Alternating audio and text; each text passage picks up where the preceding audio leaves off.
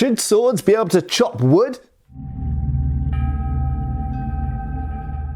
Hey folks, Matt Easton here, Schola Gladiatoria. Now, obviously I review swords by various different manufacturers and I feature lots of swords on this channel.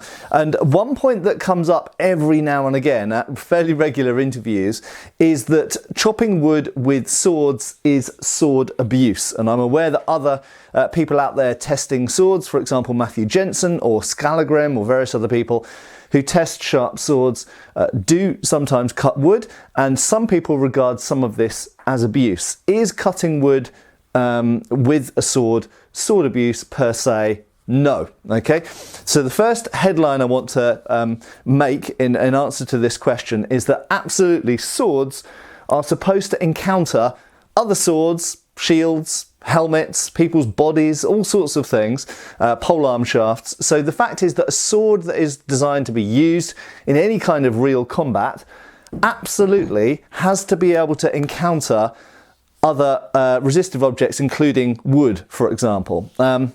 And you know, bear in mind that I train swordsmanship. I use blunt versions of these weapons in a week-on-week basis, obviously lockdown aside, but now we're back to training, which is good news.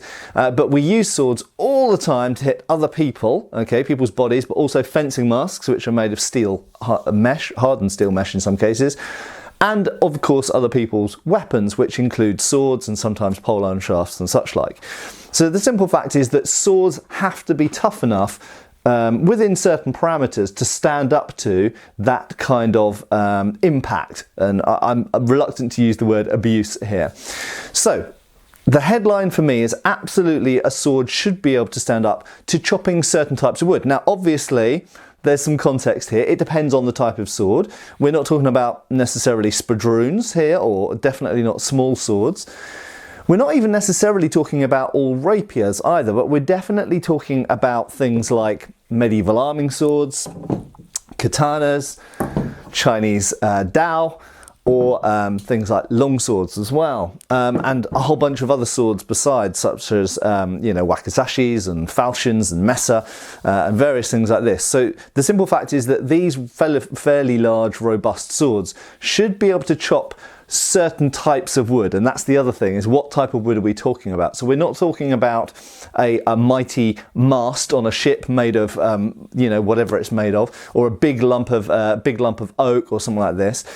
But that being said, these swords should be able to take impact against even something as solid as a tree, and this was an important form of testing. So that's the other thing to mention. Okay, so the type of wood and what we're intending to do to it is very, very important. So first of all, when I cut a greenwood branch, for example, a holly stem that's yay thick, that's actually very, very similar to chopping through an upper arm bone or a thigh bone or something like this. So I have chopped pig and I've chopped other meat, and I was also an ex-archaeologist, so I've excavated lots of skeletons. I've got a fair idea of what living and dead bone is like, and chopping bone. And the simple fact is that swords are designed, you know, newsflash people, swords are designed to, unfortunately, originally, not these days hopefully, chop through people. And so they're going to encounter bone, and actually greenwood is actually fairly similar to bone, and I know some people use green bamboo as well. So chopping through greenwood, I don't think there's any questions at all. That is 100% not sword abuse and is not unreasonable. Every sword that is designed for cutting should be able to stand up to that and survive that. In terms of dried wood, it gets a little bit more complicated and it depends on the type of wood, and so there's some nuance there. And obviously in terms of the size of wood, we shouldn't be trying to chop down a tree with a sword. But in terms of impacting against wood which isn't going to be chopped through, so if imagine a great big log, for example, like some of the ones that I do test cutting demonstrations on in my garden, impacting on those, if we take any of these swords, impacting on those, just sort of bashing them, was actually a historical test done by the Wilkinson Sword Company up until the early part of this century, in fact, when the company closed down in the early 2000s. And the simple fact is what you do is once the whole sword is constructed, if we take a historical sword, I'll just grab a sabre at random, here we go, we'll grab this one, there we go, we take a sword of the period, and once it's fully constructed, what they literally did at the Wilkinson Sword Company, and bear in mind lots of other companies did this as well, and some modern companies do exactly the same thing, is you just stand there and with moderate force you bash it on a desk or a table or a wooden block. And this is purely to check that with impacts, and bear in mind that sword is designed to take, or should be designed to take and give impacts against other swords, against bodies, against shields and helmets and horses and all sorts of other things. Against impacts, it doesn't loosen up. That's really what you're testing, and that's all you're testing in that case. So here's the headline as far as I'm concerned. Is chopping through greenwood sword abuse, is it abusive testing for a sharp sword? Hell no! If a sharp sword can't stand up to cutting through a bit of a holly stem, how's it going to stand up to hitting other swords or shields or helmets or chopping through people's bodies or horses' necks or whatever they need to chop through? Okay, so 100% no for moderately sized greenwood. For moderately sized drywood, I personally wouldn't say that's abusive either. It's no different to hitting a spear shaft, hitting a shield edge, a rifle stock, these types of things. So absolutely, swords should be able to stand up. That's not to say they won't take any damage. They might take some damage. They may even sometimes get a little bit bent, or they might take a little bit of curl of the edge. But those are the things, that's why we do these tests. That's what we note to you.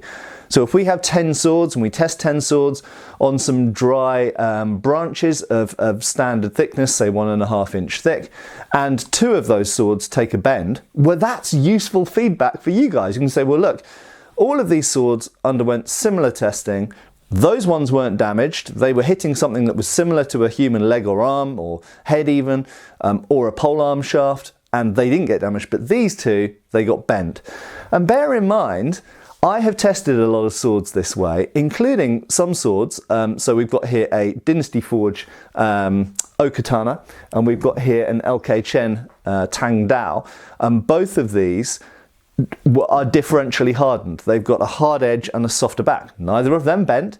I've tested really quite long and narrow Jian from LK Chen. They didn't bend. One bent slightly, but the rest of them didn't bend. I've tested swords from Windlass. I've tested Albions. I've even, shockingly to some people, used antiques. I've used numerous different manufacturers' blades in these types of tests that have not taken any damage, as they shouldn't if they are well made. So, is cutting wood abusive testing? No. But beware of the parameters. There is a certain point at which obviously anything will fail. Swords can break, they can bend, but that gives us information. That gives us information about that type of sword and also that type of target and perhaps even the person using it.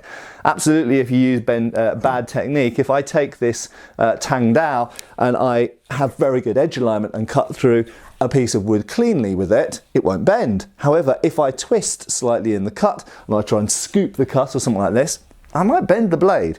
Okay, so bad technique, bad heat treatment, bad geometry or proportions of the blade, bad materials, these can indeed lead to a sword breaking or bending, or the edge fracturing or taking a deflection or something like this. Absolutely, and that's useful feedback. But per se, is hitting a piece of wood with a sword abuse? No. It's very important testing, and it's very pertinent to what a sword is actually designed to do. Hope this has been thought-provoking. Your thoughts are always valued, so feel free to post away in the comments below, and I'll see you really soon on the channel for another video. Cheers, folks. Thanks for watching. We've got extra videos on Patreon. Please give our Facebook a like and subscribe if you haven't already. Cheers, folks.